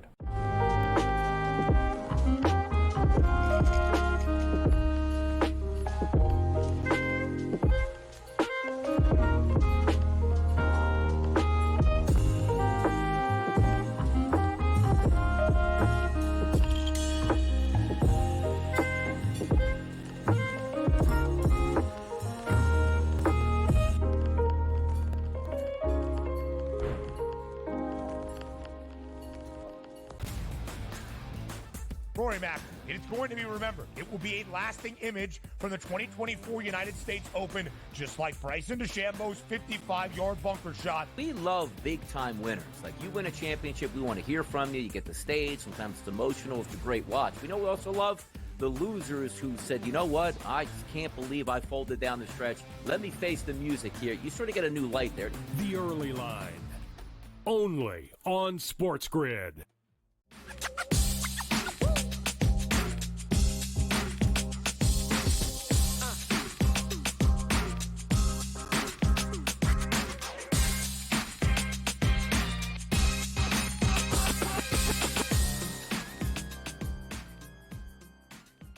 Back with you right here on Game Time Decisions. I'm Kevin Walsh with you. It's SportsGrid on a Thursday night. Make sure you're dialed with us throughout this evening as we have In-Game Live coming up in a little more than a half hour. We'll talk to Dave Sharapan here tonight, who, of course, will be on In-Game Live, and then Sports Rage with Gabe Morency, Cam Stewart, and the crew. Late night, 10 p.m., they will be getting underway. I want to take an opportunity, though, to talk some NFL and some very important news for bettors, which is the changing criteria of the NFL's Comeback Player of the Year award. Last year, Damar Hamlin was a favorite to win this award by margin for a lot of the season. And I will say it was one of those things that at times almost felt uncomfortable to discuss because Damar Hamlin's situation was so serious, and Damar Hamlin taking an NFL field was fantastic, and then betting on it just felt a bit bizarre because were you really going to sit there and have debates about it all? And what were we debating? Damar Hamlin versus Joe Flacco in a Comeback Player of the Year just feels weird. Joe Flacco coming back and being great for the Browns and helping that team get to the postseason was incredible. Did Joe Flacco overcome as much as Damar? What are we doing? What are we talking about? Again, the whole thing just felt odd. And then a bit of a stunner was Joe Flacco winning Comeback Player of the Year. The thing is, it was a conversation. The market was moving. People were actually debating who deserved Comeback Player of the Year. My stance was, if you thought Damar Hamlin was Comeback Player of the Year heading into this season, what in the world was going to sway you? I do not know how you possibly could have thought Damar was Comeback Player of the Year week one and then were swayed by what Joe Flacco did. The situations were just not comparable. Well, all of a sudden, the NFL opted to change things. They decided that what Joe Flacco did and the year before Geno Smith did is not how you win Comeback Player of the Year. You're not Comeback Player of the Year if you kind of aren't all that good and then start to play well and make the playoffs. I remember betting against Geno Smith in the Comeback Player of the Year market with bets on Saquon. Saquon was better, right? I mean, is a better player, was coming back from injury. Geno Smith was coming back from not being very good. He won Comeback Player of the Year. Joe Flacco, again, it was awesome to see. The comeback was not being an NFL-level starter anymore. It was just way different than someone overcoming injury, which is basically your new criteria. It is someone overcoming really injury, right? Something that costs them games like that, right? Well, now you look at the market. Rodgers is the favorite at plus 115, and that is 100% spot on. It is the most notable thing. It is the most obvious thing. Rodgers as the Comeback Player of the Year favorite makes all the sense in the world. It's moved a little bit down to plus 125 today, interestingly enough. I don't know if that's a negative move off it, but again, Rodgers fits the criteria perfectly. Joe Burrow is the second choice at plus 250. Kirk is double the number at plus 500. Here's the interesting thing. Burrow was injured at the end of the season. Burrow also, though, has won this award and was coming off a much bigger injury that time. It feels insane that if the Cincinnati Bengals win 13 games, we call Burrow Comeback Player of the Year. That just, again, based on what they're talking about with the award, the bigger injury would be the torn Achilles for Rodgers or the torn Achilles for Kirk Cousins, especially at their age. It's why I'm not as moved by Anthony Richardson's plus 600 and would be far more interested in Nick Chubb at 12-1, who suffered a devastating injury at the beginning of last year's season for the Cleveland Browns. But here's the bigger takeaway. Sam Darnold, off the board. He can't win this award now. He can start for Minnesota. They can win 14 games, and based on the criteria, Sam Darnold's case doesn't exist. You don't get to be bad at football, get put in a better situation, and then be Comeback Player of the Year. Same story with Russ. There's no Russell Wilson comeback player of the year. Don't waste your money on Daniel Jones. Watson was injured. I don't think they'll ever give him an NFL award. Kyler was injured and then came back and played last year. I don't see that move whatsoever. But stuff that's important for bettors to know. We'll talk to Dave Sharapan about it next.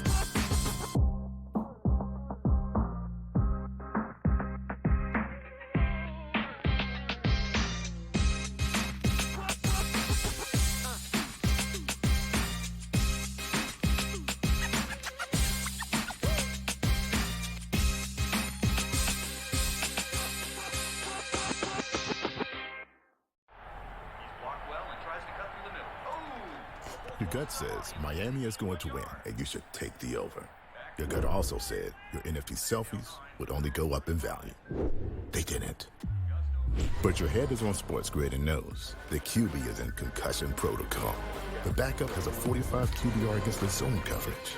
The New York D has the most sacks in the league. So yeah, trust your head. It's smarter to be on SportsGrid.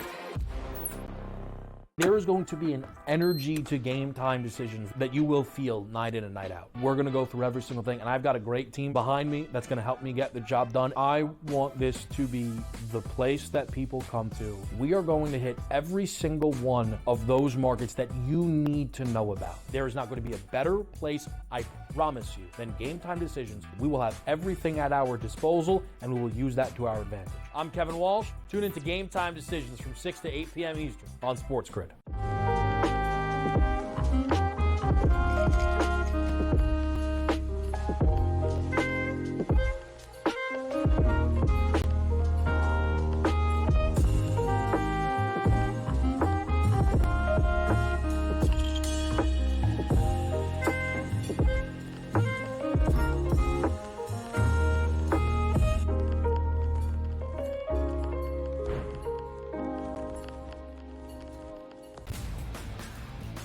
Rory Mac, it's going to be remembered. It will be a lasting image from the 2024 United States Open, just like Bryson DeChambeau's 55-yard bunker shot. We love big-time winners. Like, you win a championship, we want to hear from you. You get the stage. Sometimes it's emotional. It's a great watch. We know we also love the losers who said, you know what, I just can't believe I folded down the stretch. Let me face the music here. You sort of get a new light there. The Early Line, only on SportsGrid.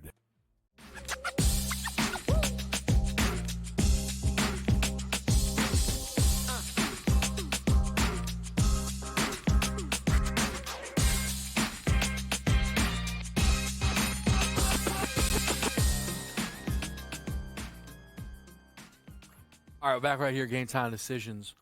I don't have eyes. It says the Cardinals-Giants game is delayed. Is that like procedural, or is it? Okay, it is procedural. Okay, so they just don't know what time things are starting. All right. Nevertheless, Dave Sharapan's here. Consig, good to see you, pal. What are you wearing? What do we got on here? This is a Homestead Grays uniform, and paying homage to the Negro Leagues, they're recognizing all of these guys that, played in this ballpark. They're playing a place called Rickwood Field. It's the oldest professional ballpark in the United States, having opened in August of 1910. And I'm all in. I'm here for all of it. We got San Francisco Seals uniforms. We got this. And, from a betting perspective, we got a really small ballpark. So you want to talk about a game with juice, Kevin. I figure you'd be all over this. This got to have some props. It's got POD. It's the only thing going right now. No, we're already in the door. Will Smith, RBI, we took care of that at Coors. Nice. It's so funny. The total wasn't high enough for me to think that the total was 8.5. I know it got moved up to 9. But like sometimes when they play and these like, oh my goodness, what are they doing? Their totals will get to like 13. So I was like, this game's got no juice, and I just went away from it. I didn't bother. So I left it alone. I think there's more juice actually in the game later on. Dave, I'd love to pick up the pieces, if we may, with something that we were just discussing here on the show, which is the rule changes to the comeback player of the year. Oh, which,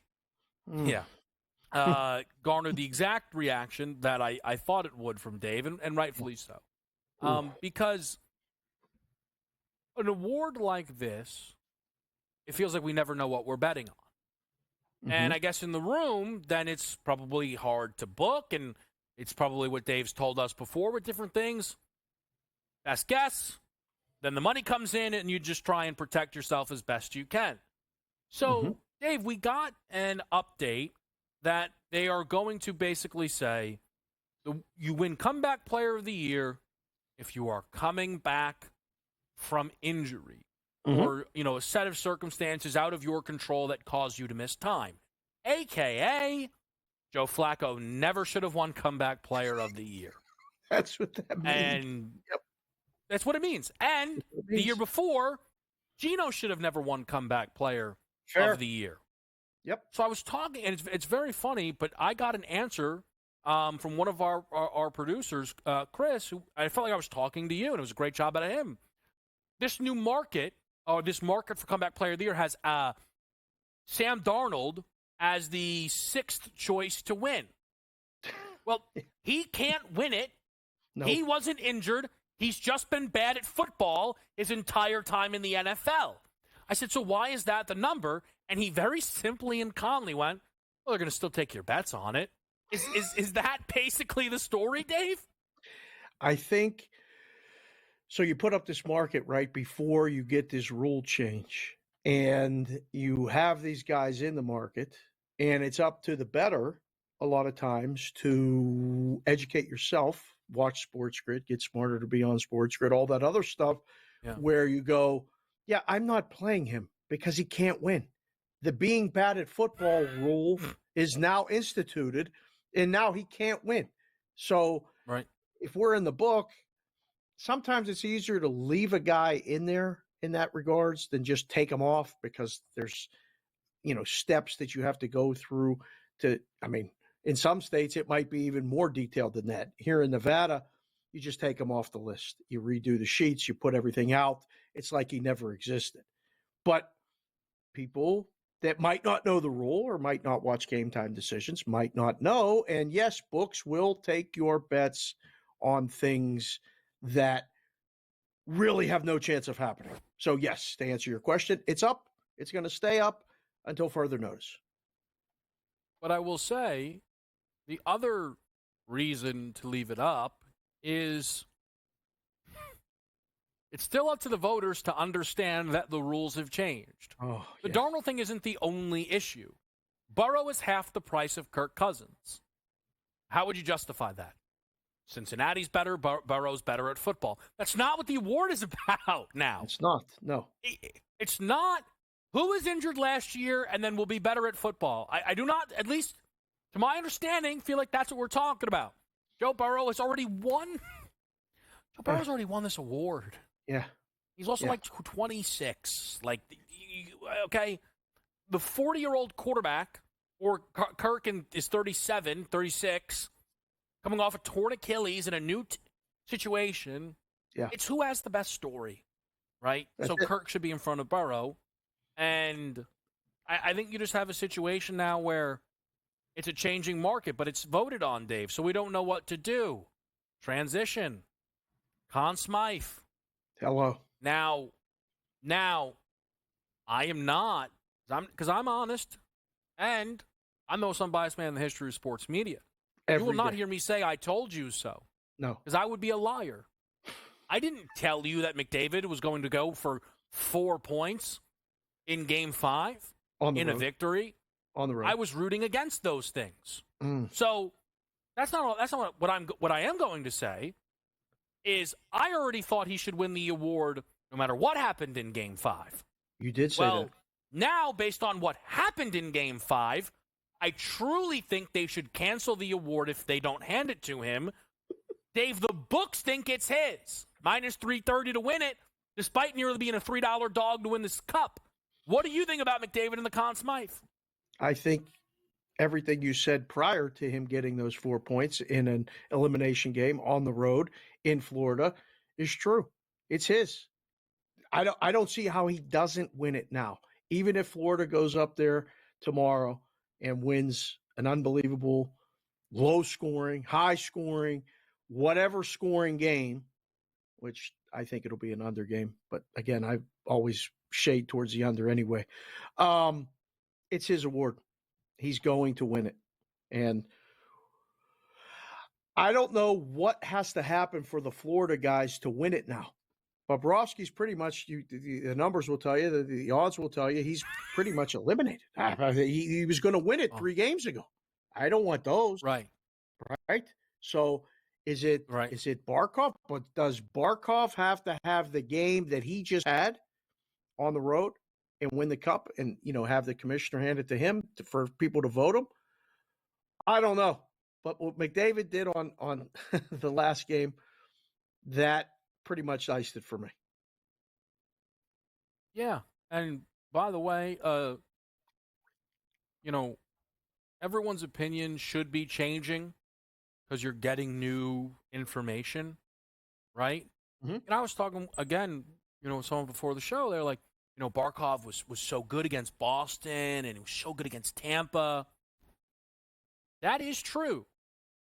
But if you are going to bring up what has happened before this series, which you're supposed to, based on the wording of this award, you then again can't possibly think someone else should win this award if we are talking about things outside of this series. So the thing is, Dave, I have no bets on it. I'm happy I have no bets on it. I care that they get this correct. I care. I still don't trust that they will. I'll tell you this. I was watching it in game. He went to -1. He went to plus 125. You know what I did? I went, good, and didn't even think about betting it. I will not. I will not sit there with a losing wager on another, playoff MVP trophy, whatever you might want to call it. Tatum, Edie, the whole thing. We're hitting a break. We come back. There was some Lakers news. And while Dave might want to eye roll, I'm going to spare him talking NBA draft, which I know he doesn't want to do. We'll be right back.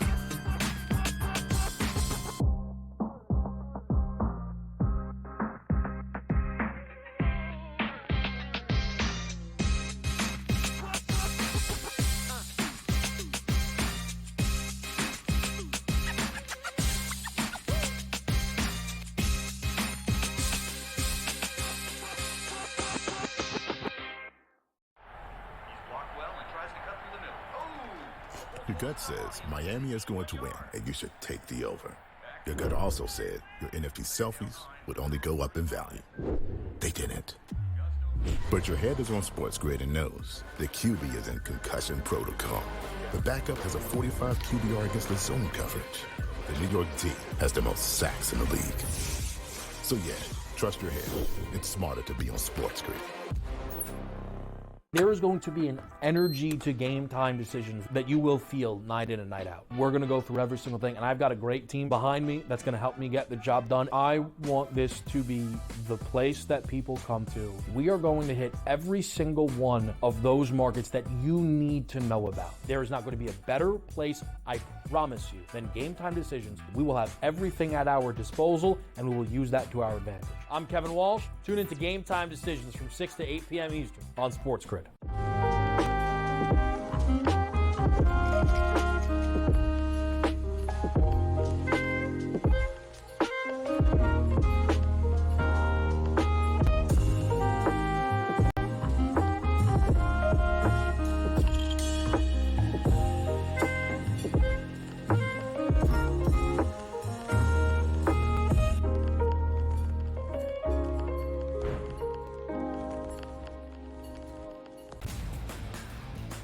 Rory Mack, it is going to be remembered. It will be a lasting image from the 2024 United States Open, just like Bryson DeChambeau's 55-yard bunker shot. We love big-time winners. Like, you win a championship, we want to hear from you. You get the stage. Sometimes it's emotional. It's a great watch. We know we also love the losers who said, you know what, I just can't believe I folded down the stretch. Let me face the music here. You sort of get a new light there. The Early Line, only on SportsGrid.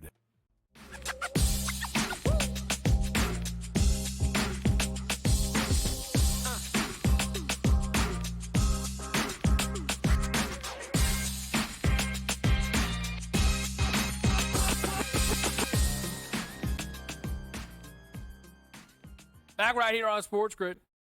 Game time decisions. Some big news today in the NBA. J.J. Redick becoming the head coach of the Los Angeles Lakers. Oh. And, the people up north were able to bet on who would become the head coach. Again, I don't have the market, so I can't track them. But, for people who were a little concerned over that, Shams was tricking people into betting J.J. Redick, Dave. They were. It seems like that's not what happened. No, I was under the impression the big news was going to be the Caruso trade. Apparently, Caruso's going to OKC. So I got my feel like Caruso ready to go. See, giddy to the Windy City. Good work, boys. I thought that was the big news. Nobody was tricking anybody, K-Dub. You know that. They're trying to just do their job. JJ's the Lakers head coach now. As a Laker guy, I'm just saying, I'm not saying you're completely all in, but you do like the Lakers, and you've got the cool stuff as well. Is this good? Like, if we're sitting in a room, do you lean over and say, hey, Sherapan, J.J. Redick, Lakers coach, we better move the number down. This is going to be good. So, what's so funny? This is where I try and, just calm down maybe. But, so you and I are now in charge of, let's use the FanDuel book, right? And then go, hey, anything, an issue at our NBA price? And then it's 15 consecutive minutes of me yelling that the Clippers are 30-1 and the Lakers are 40-1, right? Because that is, of course, ridiculous. That's the nicest way I can put it. If we were in commercial, I'd put it differently. But after I scream for 15, I then tag in level-headed Dave, and he'd be like, look, we get him to bet Clippers at 30, so we can make Clippers 30. And they bet Lakers at 40, so we can make Lakers 40, and it's all fine. So fine. What I would say is JJ coming back increases the chance LeBron is back. I do not think it is a certainty, though, Dave. Ooh. Again, apparently these up north markets that exist of LeBron next team. And I saw someone saying, hey, minus 425, this is crazy. How is this not minus 1,000? Right. There is another piece of this puzzle, which is his son. It is really that simple. I am not telling you he is going wherever Bronny goes. I'm telling you that if Bronny gets drafted by the Knicks, it's on the board he goes to the Knicks. Wow. If Bronny gets drafted by the Suns because the Lakers passed on his kid, LeBron might get annoyed and leave. It's possible. Okay. So what I would say is the most likely scenario is he is a Laker, especially because the Lakers are still favored to draft Bronny. Right. But we're only moving this number right now, Dave, off of LeBron speculation, right? So today it made it likelier he's back, but not a stone-cold lock. Okay. So, all right. See, this is how you have these discussions in the book, because I got to listen, because when I heard the news, I almost texted you and said, you get LeBron back, we can stop talking about it. But I guess not, because you're listening, you're back east. Out west, the first thing I thought was, well, that's a wrap. I don't know what we're going to talk about leading up to the draft, because now LeBron's going to stay. Like, I can't believe they would make this move without knowing that means that gets LeBron going, and they're going to figure out a way to get his kid there if that's what LeBron wants. So I don't know what that means for the draft. You guys will handle that draft special. It'll be very interesting. I don't know. I was under the impression that this meant Lakers, LeBron is a done deal. So I'm glad to hear that you're at least listening and picking up on that it might not be. Here's what I would say, Dave, right? And we just attempt to tap into the mind. They keep saying, hey, LeBron's not just going to go wherever his son goes. Of course you say that, because then what happens? Charlotte drafts him at 6, and now you're in a bad spot. Right. All right? So Yes. So of course, but do we think LeBron wants to play with Bronny? Yes. Right? Okay. The Lakers pick at 17. Everybody thinks they should pass on Bronny. Everybody thinks that, which is fine. I don't really care. I don't care at this point. So if the Lakers pass on Bronny and then the Raptors draft him at 31, could you see LeBron being annoyed at that outcome? I could.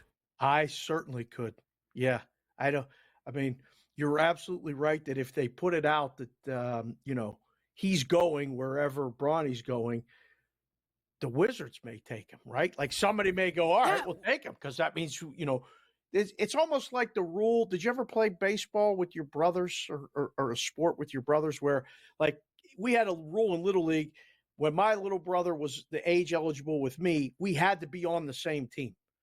So the team knew to take me, and that meant they got Brother Dan. And it was a parlay. This is professional sports. They're not going to do that. So I think you're right in that thinking because, I mean, listen, Jordan finished his career in Washington. Nobody wants to see that. Nobody wants to see LeBron in Toronto. Nothing personal with Toronto, but nobody wants to see that. The league doesn't want to see that. No. Well, they might want to see him with the Knicks. My point is, right? The Lakers pick it, and here's the thing. Them not taking him at 17, right? They could probably justify to LeBron. But if they pick at 55, if they think they're going to be able to just sit there and wait, and then all of a sudden at pick 51, Dallas moves up and drafts him, LeBron might go, you know what? I'd win a title there. And my son's there. I'm gone. And then guess what? Lakers 80-1. Mavs 4-1. A lot of movement. We'll be right back.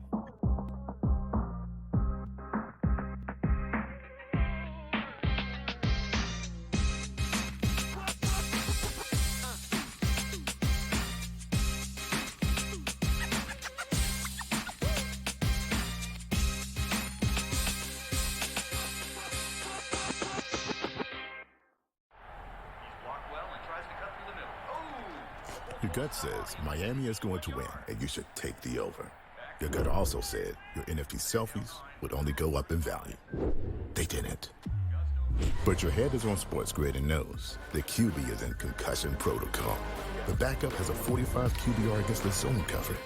The New York D has the most sacks in the league. So yeah, trust your head. It's smarter to be on SportsGrid.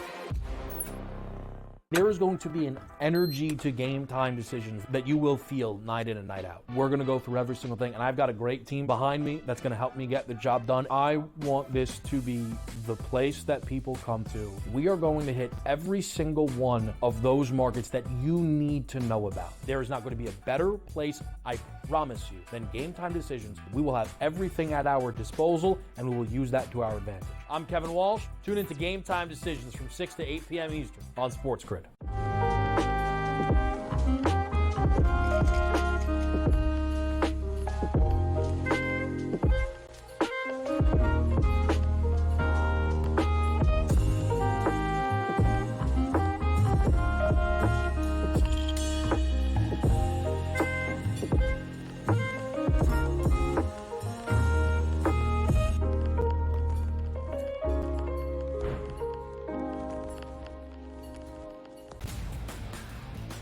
Rory Mack, it is going to be remembered. It will be a lasting image from the 2024 United States Open, just like Bryson DeChambeau's 55-yard bunker shot. We love big-time winners. Like, you win a championship, we want to hear from you. You get the stage. Sometimes it's emotional. It's a great watch. We know we also love the losers who said, you know what, I just can't believe I folded down the stretch. Let me face the music here. You sort of get a new light there. The Early Line, only on SportsGrid.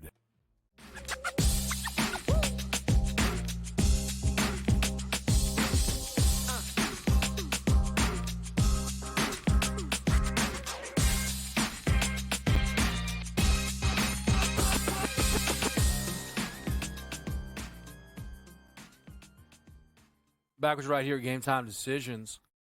Dave, before we let you get out of here, the timing of something for a certain player could not be working any better. And that is Shohei Ohtani getting on fire. Yeah. Because it's happening as soon as Mookie was injured. Yep. If you had an Ohtani MVP ticket prior to the Mookie injury, this has gone brilliantly for you. Because all of a sudden, Shohei can't stop hitting home runs. He's top 5 in average, top 5 in home runs. I wish the RBI number was a little bit better because I actually give a longer shot of him to lead the league. Yeah. Well, even batting second, that is what it is. Oh, right. He's plus 130 to win NL MVP. Mm-hmm. For comparison, Judge is minus 130 to win AL MVP. He returned to the lineup and immediately hit a home run. Yes, he did. If Judge is minus 130, should Shohei be stronger, using that as a comparison? It might flip to that after this weekend. I mean, it's moving fluently because the favorite was Mookie and he's out. So now you look at the guys behind him and you go, okay, who can win it? The Harper thing is interesting because he's lurking right there. And then after that, it's a lot of, I don't know, Ozuna, maybe Freeman is further down. I don't know. I think as you start to have the conversations about who can actually catch him, if he continues to just stay remotely close to this, K-Dub, yeah, it's gonna flip. And Soto getting hurt made that number for Judge go to the minus. Like it just, as soon as he got hurt, it became put Judge ahead of everybody else, and let's see where we got to go. So you're correct. Here's the interesting thing: guys 1 and 2 in the NL race got hurt in Acuna and Mookie. So I'm not saying the Judge number is wrong. And I know a week ago I was talking about the Marcel 13-1 number was probably too long. I mean, it's down to plus 950. Correct. I don't know if I want to bet a baseball future in an award market under 2-1. Just the amount of time, injury, this, that. But Shohei is plus 130. The other two best guys in the league are real injured. Like Soto's back playing baseball. Right. Aaron Judge is having a better year than Ohtani. That's not the point. The American League competition is better. Henderson, Bobby Witt, Soto. It feels like Ohtani actually should be stronger. He's a DH only. This is the question. You really have a hard time.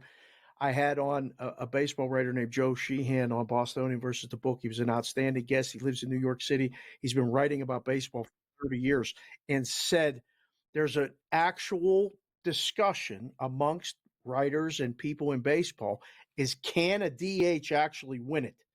And you're going to see that develop over the next month as we lead up to the All-Star break, because if he's that good, and yes, he did used to pitch, which made him an overwhelming minus 700 favorite at this point. If he only hits, can he win this award over somebody who's playing defense and hitting remotely close to him? So I think that's what's the hold up in the odds. But I love the discussion. The DH. So it's so funny. I'm glad you. So I've said why. That's why Yordan to me is like never going to win an MVP. Correct. I just don't think Ohtani has the competition this year due to injuries. Because Bryce and Marcel. Well, Marcel. Here's the thing. His toughest competition right now in Marcel is a DH. Yep. So it's a very interesting situation. Dave's going to be on In-Game Live, so make sure you stay locked in. They not only have some baseball, they have some Copa America. And we're locked in, people. We're on the under Argentina, Canada. He's laughing back there. You kidding me? Let me tell you this right now. You guys, all night long, you make sure that you are tweeting at Ranieri and at Dave. Where's the Copa breakdown? Under the Argentina-Canada game 2.5. And Brazil outright. Get it in while you can. Plus 225. This team's got it. Vinny Jr., Rodrigo. Hey, vamos. That's actually Spanish. They speak Portuguese. Beijos. That's and mais I speak 2 words in Portuguese. Shout out my guy JP. He's not confident. I am. Don't worry about it. Brazil wins Copa America. I will see you this weekend. In Game Live is next.